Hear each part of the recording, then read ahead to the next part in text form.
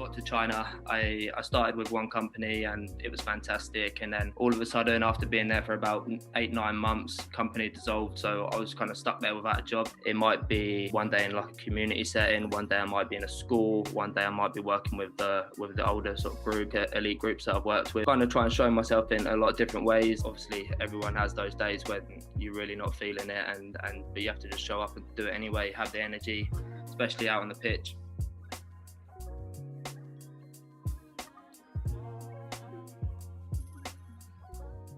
Okay, and we're live. Yes, welcome everyone. Welcome to another episode of the Coach Gerald Lami podcast. Today, I'm joined by another special guest. I'm joined by Ryan Eldred. Did I say that right, Ryan? That's all right. Brilliant. I'm sure, hopefully I didn't butcher that. AKA global football coach, a British coach who's currently coaching in South Korea, which we'll dive into a little bit later on.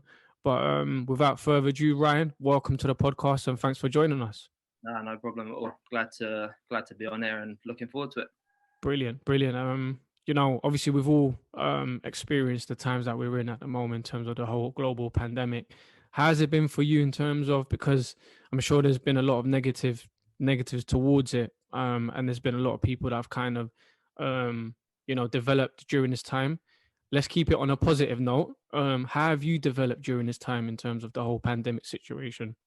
It's been a strange year, really. I was actually in China when the whole thing broke out. And then at the time, sort of nobody really knew too much about what the actual virus was about. So a lot of us thought it would be really good just to sort of go back home. And then you'd think being back in England would be like the safest place at the time. But in the end, it ended up being the other way around, to be fair. But when I was back at home, especially during the first lockdown, trying to keep busy, I was writing a few articles and looking for a few jobs. But it was proving kind of difficult, and then the job came up in South Korea and I thought I might as well just take it. The main reason I sort of went home was I wanted to sort of get on a B license and keep improving my learning, really. But it was obviously everything shut down, and it is what it is. But when the opportunity came up in South Korea, I thought I might as well take it, and it's too good to turn down, really. No, for sure. We'll talk about the whole B license situation as well, because I've been in the same boat as you. That must have been a crazy time though to be in China while all of that was happening. How was you feeling? It was kind of like, it was slightly worrying as well because no one really knew what was going on, and then everyone started fleeing Shanghai, and in the end you're just like trying to book a flight and all the flights are selling out, and you're thinking, am I going to be able to leave? And then you got all sorts going through your head, but then managed to get back home safely and then stayed at home for a lot longer than I imagined, really. And the plan, I kind of was going to go back to Shanghai, and then no one was really too sure what was going to happen. So in the end, this move has worked out pretty well for me. So kind of happy with being out in Korea and a new challenge, a new opportunity. So all good. So how long was you in China for? 2 years out there. 2 years. Okay. So, and how was that adapting to the Chinese culture as well? Great experience again. Like, if you would have said to me when I was younger, you'd be out coaching in China, I probably would have laughed at you. But fantastic experience. Worked with a great bunch of lads within 2 different jobs. Really, really good. I'd recommend any sort of young coach wanting to improve to go out there and give it a go, just because it's so different to anywhere else you'll end up coaching. You have to adapt all the time to lots and lots of new things. You're in a new culture, a new way of life. It's a bit crazy, to be fair, but it's a great experience, and I learned so much from it, not just as a coach, but as a person as well. So yeah, wouldn't change a thing. Really, really good. Because I always do the same thing in terms of coaches when it comes to coaching abroad. I've had my experience of, coaching abroad as well. And it's a great eye opener. Like you said, you develop not just as a coach, but as a person as well. Now, I've spoken to a lot of coaches when, they've asked me, like, how do you find the transition of moving abroad? Like, where did you get the courage from? Because it's not as easy as just saying, I'm going to pack up my bags and I'm going to go to China, or I'm going to go to South America or wherever. Because you're leaving, the home comforts, you're leaving family, you're leaving friends behind, and, everyone's circumstance is different. Where did you get that courage from, just to say, you know what, I'm going to step out my comfort zone and try new adventures and go to basically the other side of the planet? I think like it first came when I went to the USA. That was the first sort of time I'd really travelled that far to go and work somewhere. And the main reasoning behind that was I knew I could go there and I could coach every single day. And I just really, really wanted to get the coaching hours under my belt. At the time, I was only in like a part-time casual job with Chelsea Foundation, and the hours weren't enough, and it was just a bit of a pain, to be fair. So that was the first time I really thought, oh, I'm gonna just go and do it. I think once you get the idea, it's a nice idea, and a lot of people have that idea, but then at the end of the day, a lot of people then say, oh no, I don't really fancy it. But I just think the main part is just book the ticket, get on the flight, and then you're there, and you can't really do much else about it. You've got really no choice, adapt to the situation. And I'm pretty sure most coaches who have done that just haven't regretted it either. Like, it's all well and good coaching in England, but the opportunities are difficult to get, especially for the better jobs that you might want to do. But I'd always say, if you want to travel abroad, it's fine, and you might have to accept like maybe sort of less living conditions, and you might have to work with a lower level now and then. But the opportunity and the experience is amazing, really. So for any sort of young coach looking for more experience within the coaching world, just go and do it. It's simple as that, eh? Yeah. No, for sure, I agree with you in terms of again, like look at just the story that you've just said so far. You've coached in America, you've coached in China, now you're coaching South Korea. I'm probably sure, or you've coached in other places as well. There's so much knowledge that you've gained from there. And you spoke about qualifications in terms of the UEFA B. Are you one of those people where qualifications matter? Because the wealth of knowledge that you've gained from coaching from all these different places, for me, I think that out exceeds terms of qualifications, things like that. I do understand qualifications obviously open up doors. It's more so like a driver's license where you're qualified, which I do feel is important, but I do feel being on the grass is equally as important, or if not more important, because nothing beats in terms of the practical, because you've been there, you've done it, you understand it. Now, what's your take on the whole situation of coaches seeing like a level 2, for instance, as you might not be qualified, however you've been coaching every single day. You gain so much mileage, you've gained so much knowledge, being on the grass every single day, compared to someone who might be working in an academy 2-3 days a week, but they've got a high qualification. What's your take on that sort of outlook?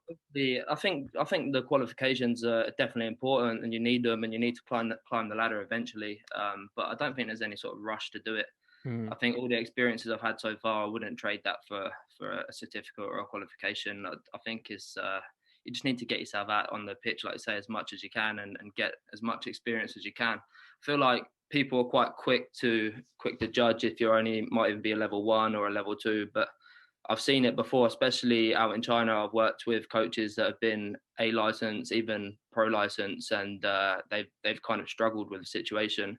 Whereas I've also worked with some lads that haven't even had a level 1, and they've been brilliant. So it's it kind of, I think it's more about the person sometimes as well, especially when you're in a foreign country, how willing you are to adapt and embrace sort of change and expect these new things, because you can have as many qualifications as you want, but at the end of the day, if you haven't got any experience out on the field, then you might struggle. But I do think it is important to have them at the same time. So that's why this year and maybe the following year, that's my goal, to sort of get a few more qualifications under my belt and climb that route as well. So that can go alongside the experiences I already have, hopefully.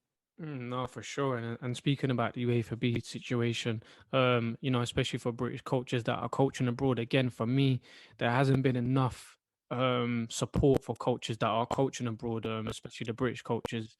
I feel like there's so much wealth and there's so much knowledge. Is it cutting up, Ryan? Can you hear me? No, go on. No. Yeah. Yeah. Okay. Yeah. I feel like, there's so much wealth and there's so much knowledge in terms of, yourself, like you're coaching in South Korea. You can bring so much ideas and things to the table, to the UK scene. And likewise that for myself, I was coaching in Oman for a long time. But in terms of the support, do you feel like you're getting enough support from the FA? Not at all. Obviously, this is how we first got in contact with each other a little while back, because I saw your YouTube video about being on the B license course and had a look at it, and I thought that could be something that suits me pretty well. I've seen like a few different companies try and offer the B license out in Asia, Mm, but a lot of the time it's really really expensive. You have to make multiple trips back to Europe, which is fair enough, and that's one of the things you've got to sacrifice and got to do to get onto it. But like, I always think there must be an easier way of getting around it and trying to support the coaches that are out here, because a lot of the coaches that do travel abroad, they do stay abroad for quite a long time as well, which means you do end up missing out on that sort of thing. But mm, I definitely do think there is more that like the FA and the other organisations in the UK could do to sort of give us a bit of a helping hand, rather than having to travel to and forth back into the UK all the time. But it's one of those things, and like I said, one of those sacrifices you have to make to be living away from home. mm. And do you feel like there's a pathway for yourself, like, or a coach has been coaching abroad, and they're looking to come back to the English game? Do you feel like there's a pathway for you, or do you feel like coaches that are coaching abroad are looked down upon, in terms of the UK scene? I wouldn't say look down upon, but I wouldn't say it's too easy to have a pathway as well. I feel like if you have to go back, you kind of just have to make the most of it and almost start from the bottom again, Hmm. and then try and work your way back through. One of my biggest regrets would be not sort of getting onto a course when I was a bit younger. When I was working with Portsmouth, I see a course came up and I got my name down on that, and then the job in China came up about 3 weeks later, and I had to kind of make a decision between the two. And my thinking at the time was, oh, the B license will always be there. I can always Hmm. come back to it, and how wrong I was. But, yeah, at the time, obviously, I chose to get on a flight and go out to China, and like I said, I don't regret that one little bit. But at the end of the day, it is one thing that I would like to get done pretty soon. No, I'm sure. I'm sure you will.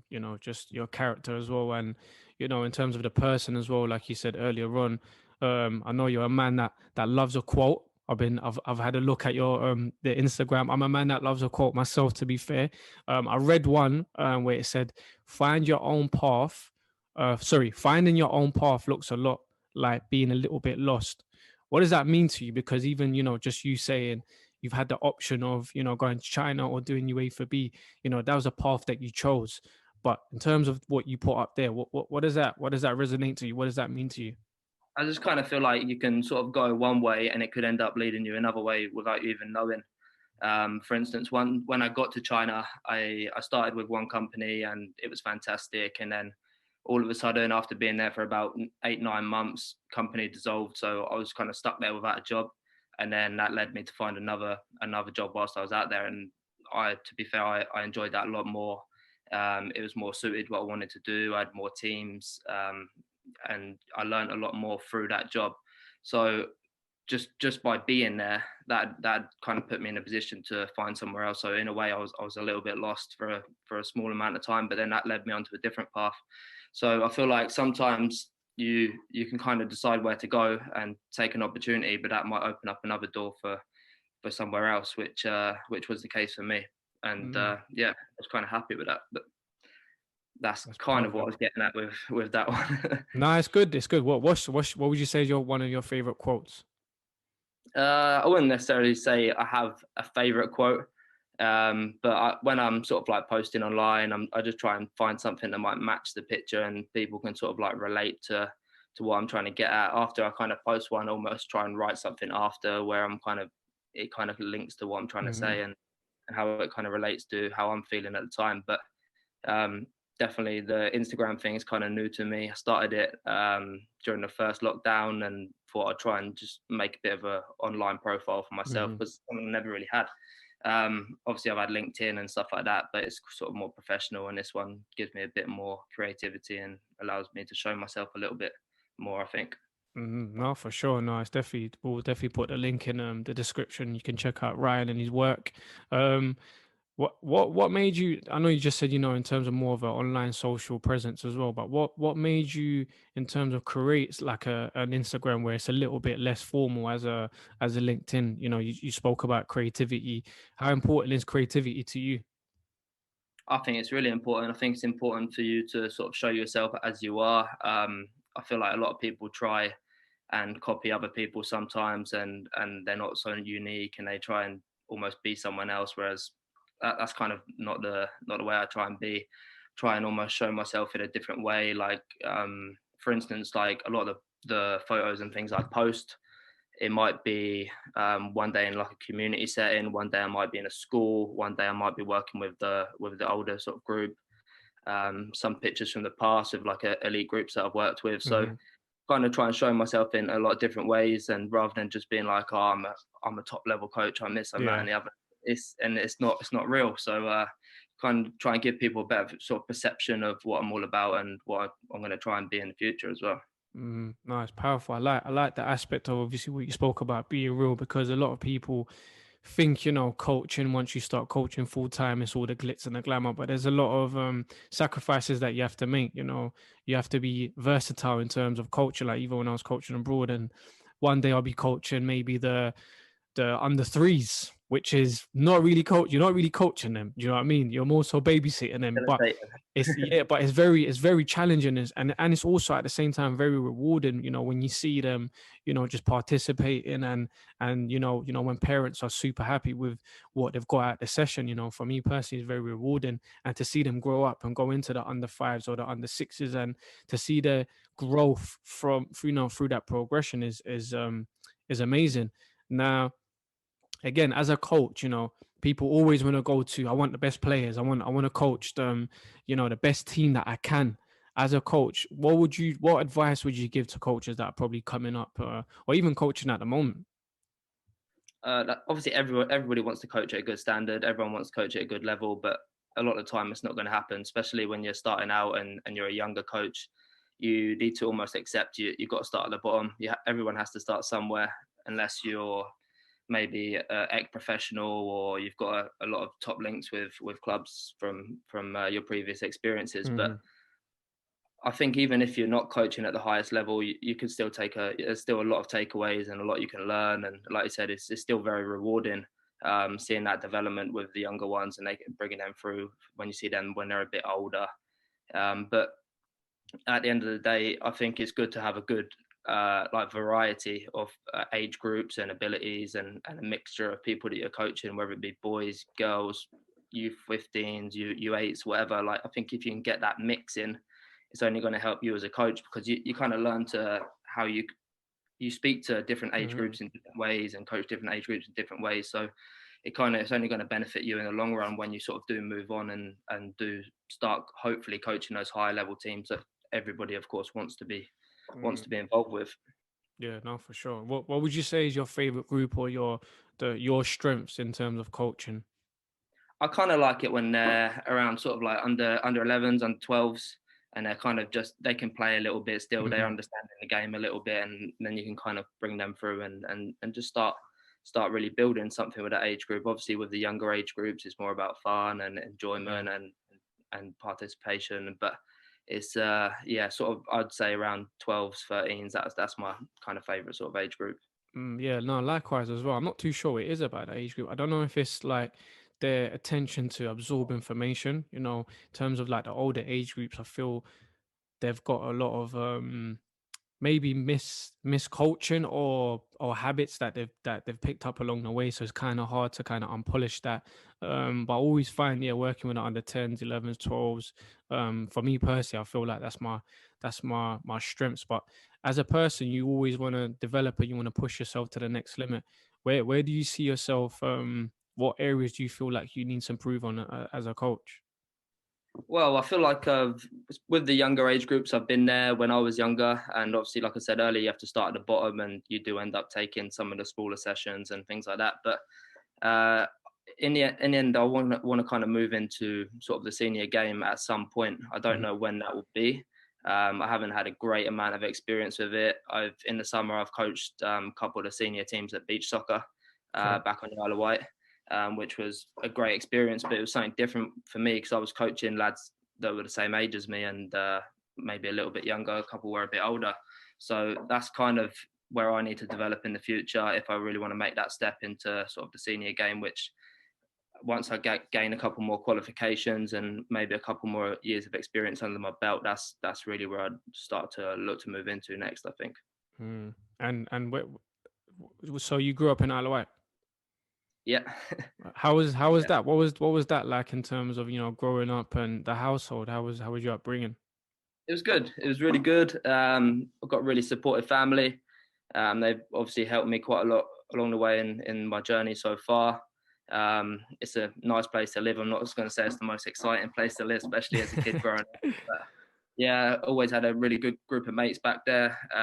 But obviously, a lot of them still live there, to be fair. But I feel like I'm the only one that's kind of just gone away and experienced a few more things. But everyone to their own. If they're happy with doing that sort of thing, that's fair enough. But I kind of, when I was reaching sort of 16, 17, I was desperate to move away straight away. And then I went off to uni when I was 18. And then shortly after that, straight to the USA, and haven't really looked back since then. So it's haven't spent a huge amount of time at home in the past. Like during the lockdown last year was the longest I've been at home for a while. And it was kind of nice to kind of revisit a lot of my mates back at home and chill with my family for a bit, which was good. But yeah, back away again now. Where did that come from in terms of, being curious to step out your comfort zone as well? Is it always something that you've wanted to do, or was it something that you've seen around you, people doing something around you, or yeah, where did Sure, that come from? I'm not really too sure. It kind of just happened. No one in my family has really left the UK too much, and yeah, kind of the first one to go and do something like that.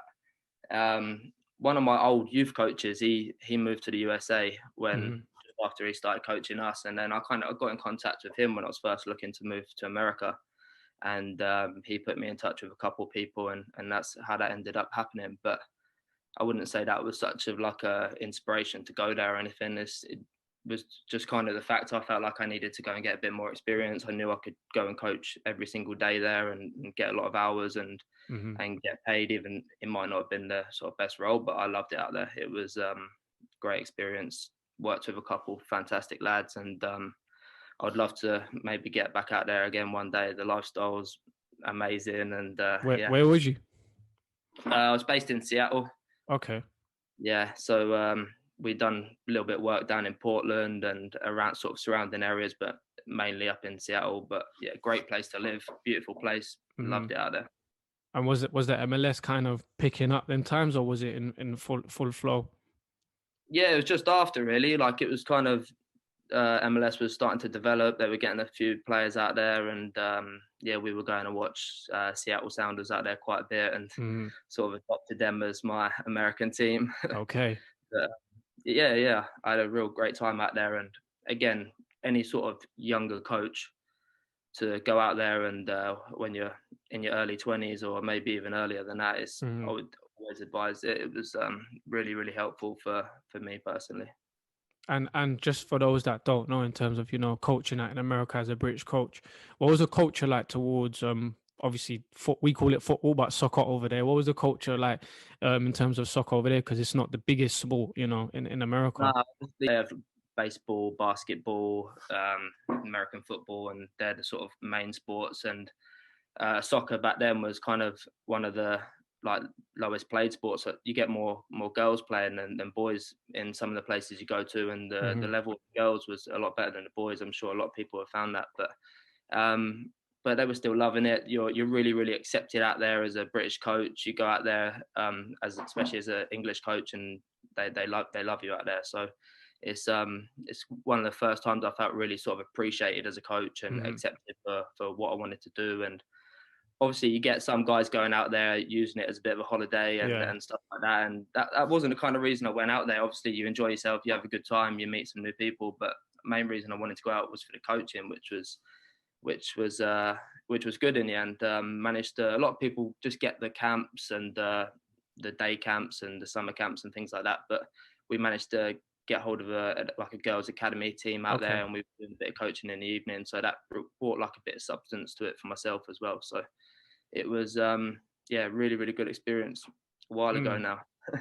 No, but I mean, again, these experiences that you're having, that you're adding them to your bank in terms of your football knowledge and even coaching, the girls and the boys. Is there much of a difference, would you say, in terms of coaching girls football and boys football?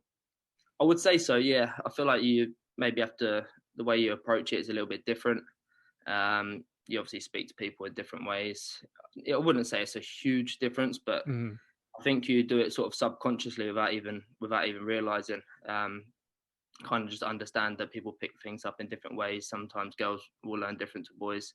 Yeah, and maybe just be a bit different with the way that you approach the session and the way that you're speaking to people. But a couple of the girls teams we had out there were really, I was almost surprised with the standard of how good they were. So yeah, it was, as a young lad sort of trying to get a bit of experience, fantastic. Nice. It's fascinating to hear someone that's had so much experiences in different continents and countries.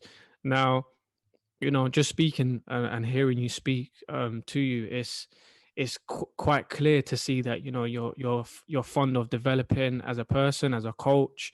How do you develop as a coach? Like, what's is there any tips that you'd give to someone that's probably doesn't know where to start off in terms of developing as a coach and also as a person? Do you feel that's just as important to develop first and foremost? Without doubt, I think you have to be the right sort of person if you're doing this kind of job. If you're not, I don't think you're going to last too long wherever you go. Um, Obviously, you work with some fantastic people along the way, but you also work with a Hmm. few people who are not so Hard to great, and work then with. yeah, they're difficult, and then you don't see them again. They don't last too long. So yeah, number one, I think you have to be the right sort of person for it. You have to have the right attitude. You have to show up on the days when, obviously, everyone has those days when you're really not feeling it, and but you have to just show up and do it anyway. Have the energy, especially out on the pitch. Always have that energy. That's the biggest one for me. But Hmm. one thing I never really used to do when I was younger was sort of like reflect back on my previous experiences too much. I'd sort of just Hmm. do it and then that would be it.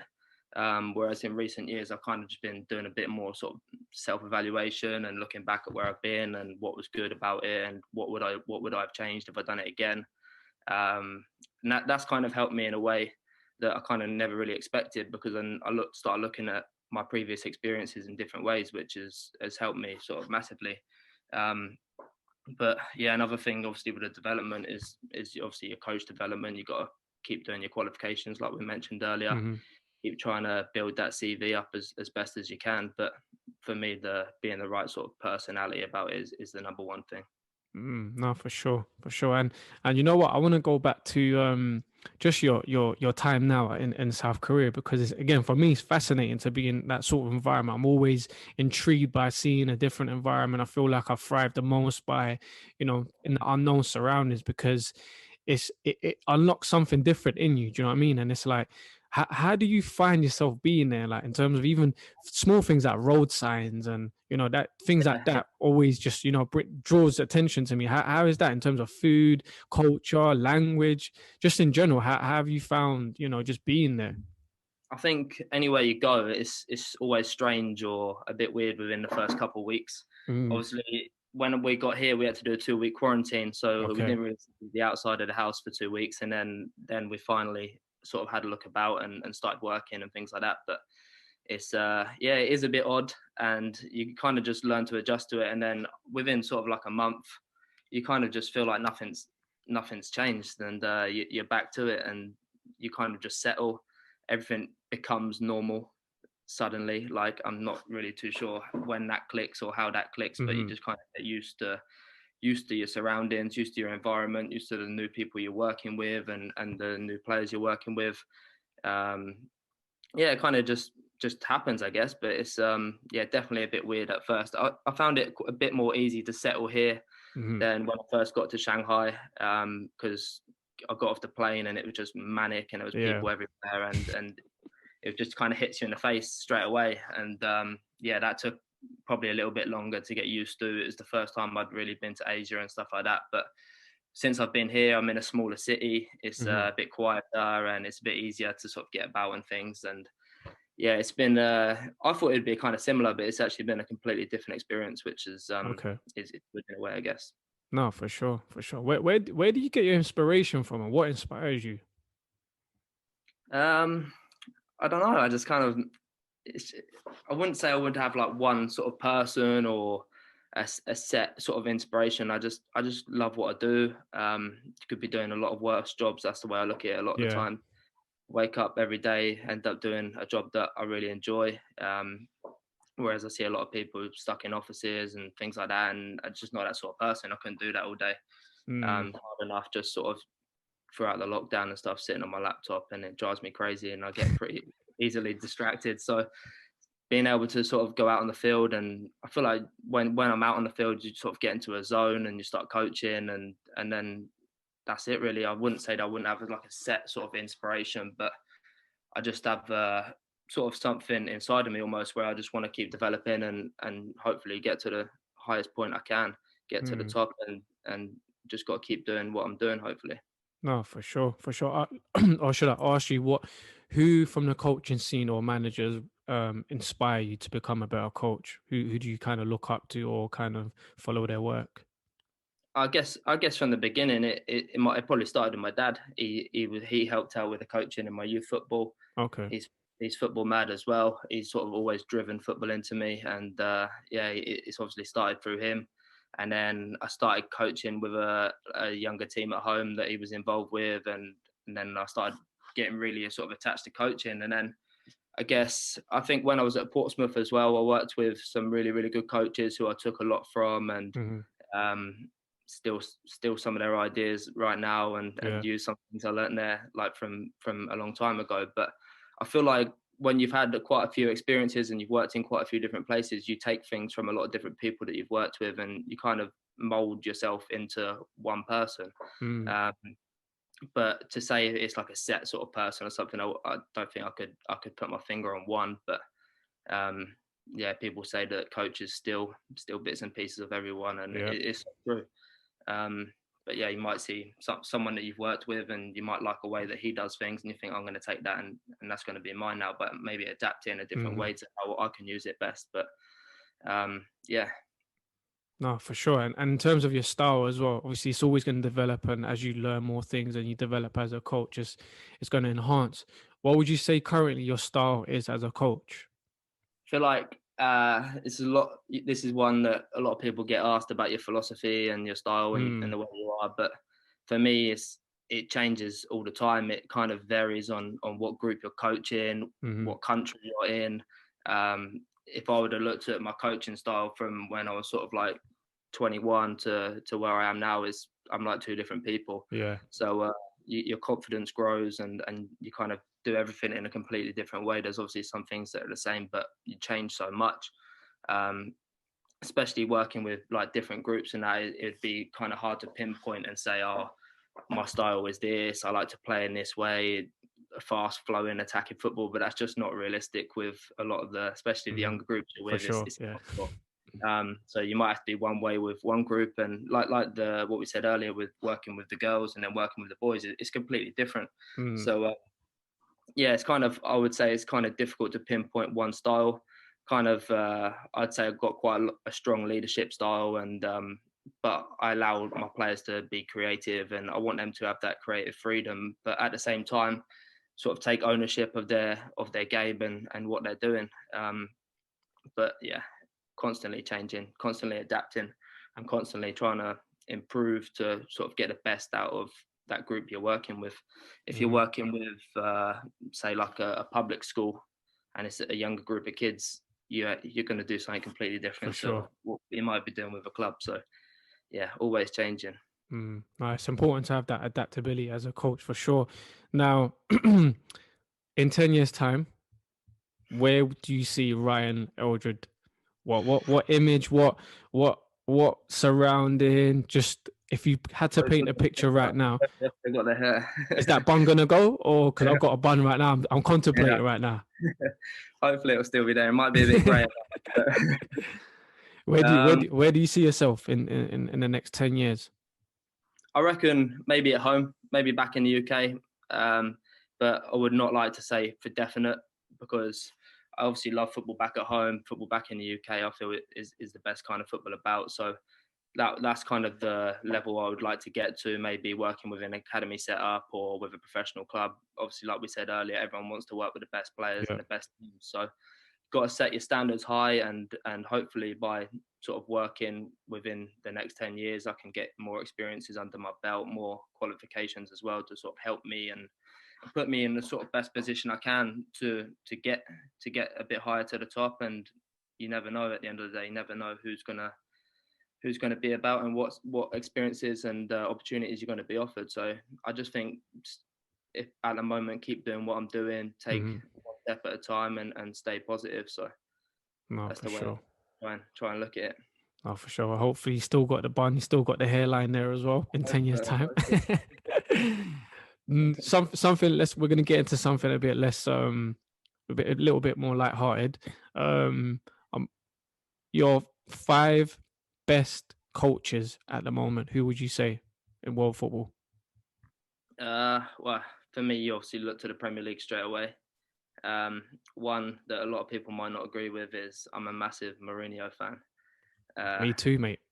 A lot of people have sort of been slating him recently and in recent years, saying he's lost it. And I think I like him a lot because he's someone that I can relate to a lot more as well. Are you a Tottenham fan? No. Oh, okay. All right. Just making sure. No, but he's just, I don't know, there's just something about him. I Yeah. kind of like his arrogance, and I like the way he sort of gets in people's minds, and at the end of the day, he's a winner as well. So you put him number 1, yeah? I'm not sure if I'd put him number 1, but he's in the top 5. He's in no top order. 5. No order. All right then. Mourinho, that's 1. Obviously, Guardiola would go in there as well. I feel like he's almost changed the face of English football since he's arrived.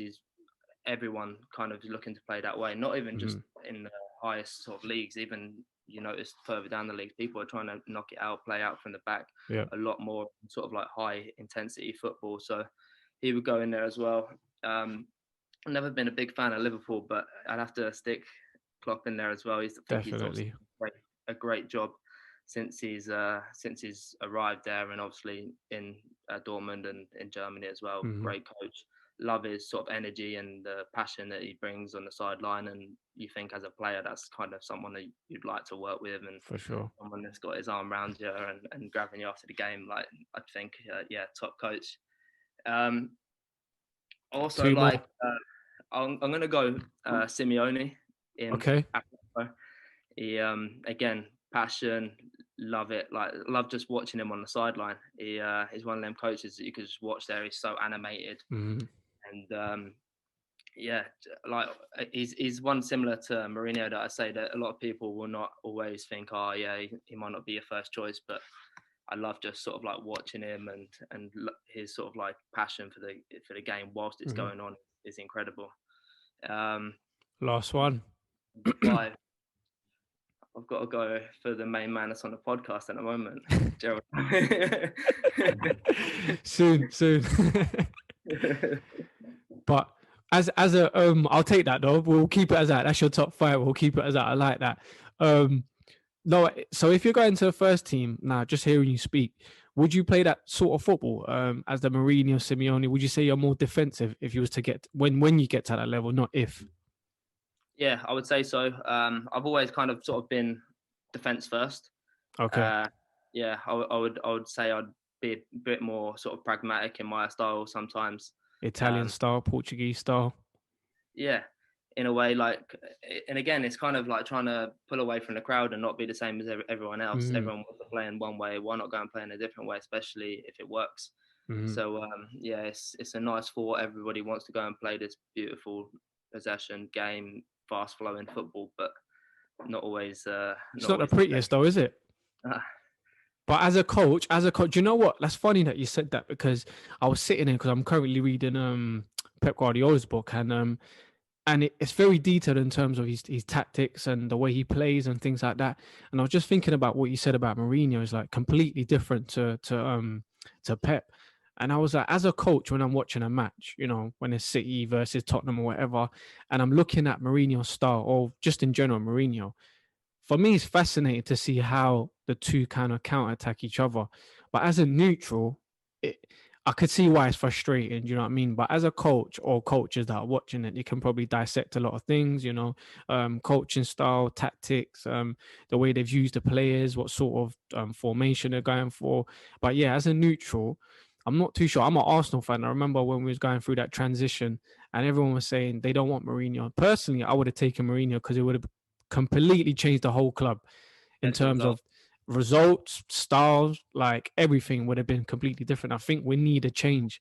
But Yeah, what's your take on that? Do you feel like as a fan you'd be happy to watch Mourinho if you was a fan? Don't look at it I from a think coach's perspective. no, but the thing is, I think every fan is happy if their team is winning, True. and at the end of the day, I think he's just a win at all costs, no matter what way you do it. I actually watched the part of the Spurs documentary. I Yeah. don't know if Yeah. the insight to him there is just I just love Incredible, isn't watching the man's quality. So yeah, he's one of those guys. Doesn't matter how you get the result as long as it comes. And like I say, he's a serial winner. He's won everywhere that he's gone. So I it? think you could have done with him at Arsenal, and he might have Ah, made for a sure, difference. mate. Without What you doubt. And mentioned, Arteta. do you know what? I think as a coach, Arteta, I think there's a big difference between being a coach and being a manager. As a manager, he's got a lot to learn, dealing with players, managing players.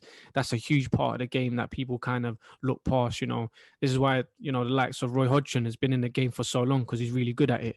Of course, Sir Alex Ferguson, huge at it. So I feel like as a manager, I always expected him to make mistakes. As a coach in the coaching scene, we all hear, the great things about him. And even the documentary on Amazon with Man City, you could see how much he was involved in terms of players like Sterling, which he spoke out himself and said, he's helped me to improve a lot.